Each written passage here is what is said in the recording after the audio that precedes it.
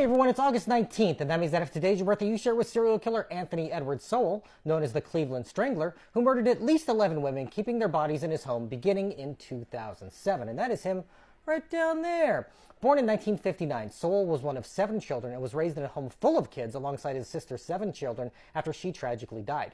There were plenty of kids to raise and not a lot of adult supervision, and the kids were routinely beaten when they misbehaved, sometimes being made to strip naked and take lashes from an electrical cord. This was all happening in East Cleveland in the 50s and 60s in what was at the time a working-class neighborhood.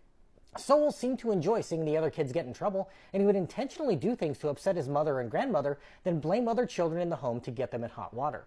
One girl later reported that he forced her to have sex with him on a regular basis before she was a teenager, but no one believed her when she tried to tell an adult. To escape his home life, Sowell joined the Marines at 18 and served for 7 years before returning to Cleveland a married man with a child.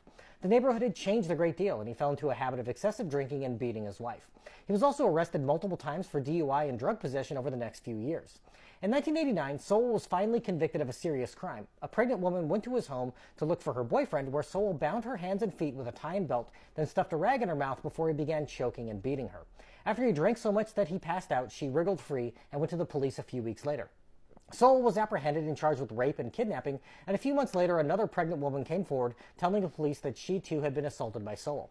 He was sentenced to 15 years in prison and sought treatment for his alcohol addiction while behind bars, but refused to admit that he was a sexual predator, so was refused admission to a sex offender treatment program. He went through multiple anger management classes and was known as a model prisoner when he was released in 2005 at the age of 45. On the outside, Sowell decided to try and help women who were drug addicts and prostitutes, offering them companionship to try and steer them away from their vices. But by 2007, women were going missing in his neighborhood, and Sowell had developed a crack habit, causing him to lose his job. Neighbors complained about a bad smell coming from his home. Those complaints piled up over the next 2 years, while women were continually reporting to police that Sowell had assaulted them. When they finally went to his home, they were greeted by the decomposing bodies of 11 women, all of them who had been bound, beaten, sexually assaulted, and strangled. 2 bodies were on the floor in the living room, 4 more in crawl spaces, 4 buried in the backyard, and a human skull was found in a bucket inside the house. He was found and arrested 2 days later and was convicted of 11 counts of murder. It is believed he also killed at least 3 women in the 1980s before he went to prison, but no conclusive proof exists to say for sure. Sowell died in 2021 while on death row in Ohio, with prison officials just saying that it was an illness that was not COVID.